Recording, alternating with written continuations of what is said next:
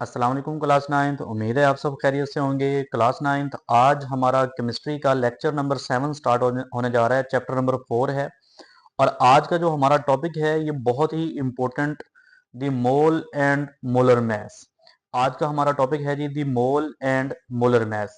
अगर हम सबसे पहले डेफिनेशन सीखते हैं मोल की, तो इसके लिए आपको प्रीवियस टॉपिक सबसे पहले सीखना चाहिए एवोगैड्रोज नंबर, जो कि आपने पिछले लेक्चर के अंदर लेक्चर नंबर 6 में सीखा है। अगर आपने अभी तक वो लेक्चर नहीं देखा तो उसको भी एक बार देख लें, उसको नोट कर लें और उसको उसकी डेफिनेशन को क्लियर कर लें अच्छी तरह से। तो एवोगैड्रोज नंबर की डेफिनेशन के अंदर हमने क्या सीखा था? एवोगैड्रोज नंबर की डेफिनेशन के अंदर हमने ये सीखा था कि एवोगैड्रोज नंबर ऑफ पार्टिकल्स जो हैं वो 1 मोल सब्सटेंस में होते हैं। यानी किसी भी सब्सटेंस, कोई भी सब्सटेंस है, उसका अगर हमारे पास 1 मोल है तो उसके अंदर जो नंबर ऑफ पार्टिकल्स होंगे वो एवोगैड्रोज नंबर के बराबर होंगे। यहां पर हमने जो मोल की डेफिनेशन की है, ये मोल की डेफिनेशन भी उसी डेफिनेशन से ही निकाली है। ये कैसे बनती है? The amount of substance that contains 6.022 multiply by 10⁻23 particles. तो ऑलमोस्ट ये बात वही बन गई। यानी हमने वहां पर ये कहा कि 1 मोल सब्सटेंस एवोगैड्रोज नंबर कंटेन कर रहा है, और यहां पर क्या कह रहे हैं कि एवोगैड्रोज नंबर ऑफ पार्टिकल्स जिस भी सब्सटेंस के पास होंगे तो वो 1 मोल के इक्वल होगा। बातें दोनों सेम ही हैं। इस बात को हम आगे चल के एग्जांपल्स की मदद से क्लियर भी करेंगे। यहां पर आप इसका सबसे पहले फॉर्मूला देख लें कि किसी भी चीज के अगर हमें नंबर ऑफ मोल्स निकालने हो तो हमारे पास जो फॉर्मूला इस्तेमाल होता है वो ये है, number of moles is equal to mass of substance over molar mass of substance.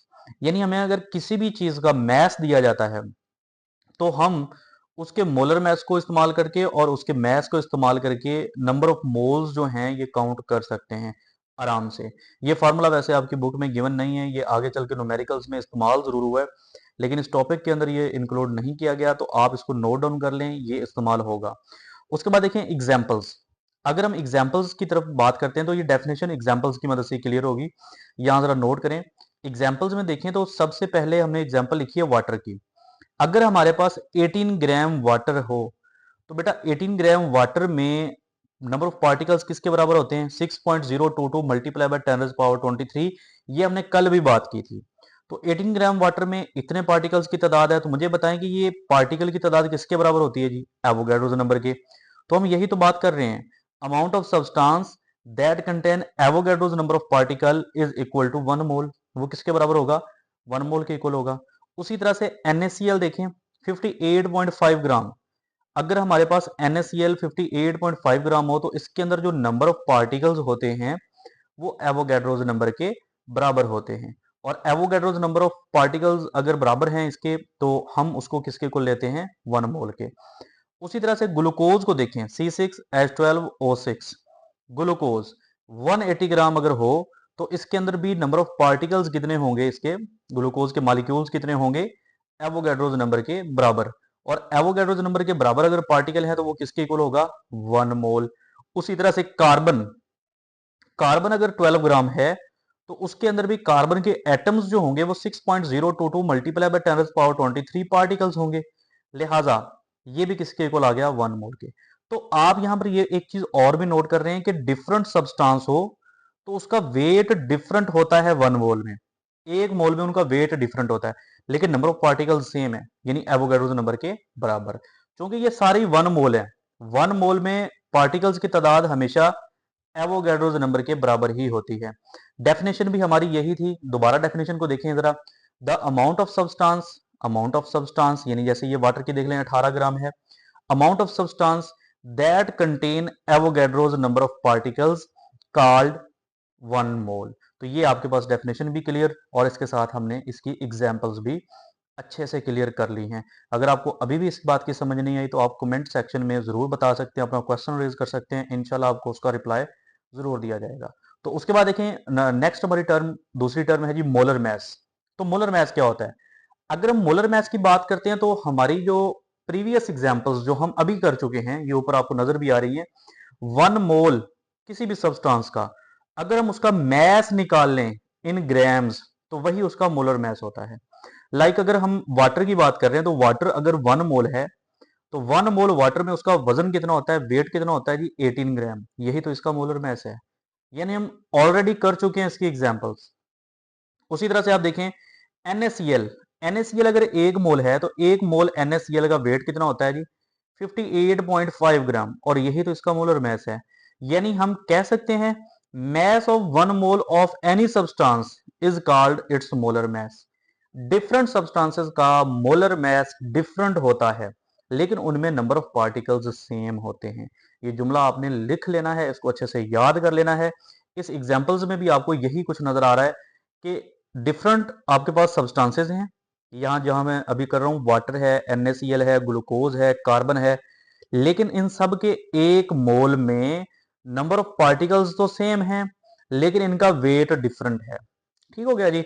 अब दोबारा से चलते हैं मोलर मास की तरफ। तो मोलर मास को देखें जरा। मोलर मास की डेफिनेशन मैंने यहां पर नोट डाउन कर दी है। The mass of 1 mole of substance called the molar mass। किसी भी सब्सटेंस, कोई भी सब्सटेंस, अगर उसका 1 मोल है ना, तो उसका जो मैस होगा इन ग्राम, वही उसका क्या कहलाएगा, मोलर मास कहलाएगा। अब इसकी एग्जांपल्स, एग्जांपल्स तो हम ऑलरेडी काफ़ी सारी कर चुके हैं, लेकिन यहाँ पर हमने कैलकुलेशंस भी साथ परफॉर्म करनी है, लिहाजा इनकी एग्जांपल्स मैंने अगेन दोबारा से जो है ना वो नोट डाउन कर दी हैं। तो आप इनको अच्छी तरह से समझ लीजिएगा, याद कर लीजिएगा। ये एग्जांपल्स बहुत ही इंपॉर्टेंट होने जा रही हैं। इनको जरा देखें जी। सबसे पहले देखें आपके पास वाटर है जी। हमने लिखा 1 मोल वाटर किसके इक्वल होता है जी, 18 ग्राम के। ओके, लेकिन कैसे, हाउ, तो ये चीज आपको याद रखनी है और इस चीज को आपने सीखना है। बट बेटा याद रखिएगा, आपके पास जो हाइड्रोजन होता है ना, हाइड्रोजन, यहां पर मैं नोट डाउन कर देता हूं जी। हाइड्रोजन का एटॉमिक मास जो होता है वो 1 के इक्वल होता है। और दूसरे नंबर पर आ गया जी आपके पास ऑक्सीजन। ऑक्सीजन का जो एटॉमिक मास होता है वो 16 के इक्वल होता है। तो वाटर का फार्मूला क्या बनता है, वाटर का फार्मूला होता है H2O। तो इसमें हाइड्रोजन कितने हैं जी, हाइड्रोजन इसमें 2 हैं, और ऑक्सीजन कितने हैं जी, 1 है। तो एक हाइड्रोजन 1 के इक्वल, एक ऑक्सीजन 16 AMU के इक्वल। लेकिन चूंकि हम यहाँ मोलर मास की बात कर रहे हैं, तो ये AMU नहीं बल्कि ग्राम में आएगा। मैंने ये एटॉमिक मैसेज लिखे हैं, यानी एक एक एटम का मास, लेकिन हम चूंकि मोलर मास ले रहे हैं, तो मोलर में आपको याद होगा कि हमने AMU को किस में कन्वर्ट कर दिया था, ग्राम में कन्वर्ट कर दिया था। तो बेटा याद रखें, यहां पर हम हाइड्रोजन के लिए क्या लगाएंगे, 1, और इसके टोटल नंबर ऑफ एटम कितने हैं, 2, प्लस ऑक्सीजन एक ही है, तो एक ऑक्सीजन का 16 हमने लगा दिया। तो 2 वन ज़ा 2 प्लस 16 टोटल कितना बन गया जी, 18 ग्राम। ठीक हो गया जी। अब उसी तरह से सल्फ्यूरिक एसिड का देखें। तो आपको ऑलरेडी दो चीजों का मैं बता चुका हूं जी, हाइड्रोजन का 1 और ऑक्सीजन का 16। तो सल्फर का कितना है जी, सल्फर के लिए भी आपने याद कर लेना है, सल्फर के लिए होता है 32 AMU एटॉमिक मास। लेकिन जब मोलर मास की बात करेंगे तो वो ग्राम में आ जाएगा। ठीक है जी। और यहाँ भी हम मोलर मास की नंबर 1 मोल का मास निकाल रहे हैं, तो इसलिए ग्राम में ही इस्तेमाल करेंगे। तो हाइड्रोजन का कितने हैं जी एटम, टोटल 2 हैं, 2 लगा देंगे जी। इनटू इसका एटॉमिक मास 1 होता है जी, वो लगा दिया, प्लस सल्फर का 32 लगा दिया, प्लस ऑक्सीजन के टोटल 4 एटम हैं, 4 लगा दिया। ये यहाँ पर नीचे सबस्क्रिप्ट में 4 लिखा हुआ है। उसके बाद देखेंगे इसका एटॉमिक मास 16 होता है। तो टोटल करने पर 2 वन ज़ा 2 2 प्लस 32 प्लस 16 फोर ज़ा 64, लिख दिया जी। 4 प्लस 2 6, 6 प्लस 2 8 लगा दिया जी। 6 प्लस 3 कितना हो गया जी, 9, 98 ग्राम पर मोल, यानी एक मोल में कितना होगा, 98 ग्राम। तो ये आपको, मुझे लगता है, उम्मीद है कि आपको काफी हद तक ये बातें समझ में आ गई होंगी। ये 1 मोल NaCl को देखें जी।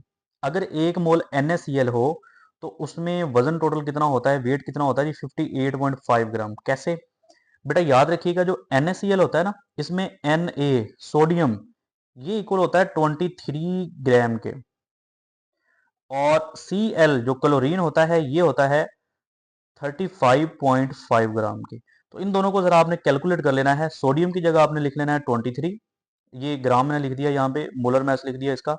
आप इसका भी मोलर मास ही काउंट कर लें, इसको भी ग्राम में लिख लें। अगर आप एटॉमिक मास लिखते तो वो AMU में लिखते।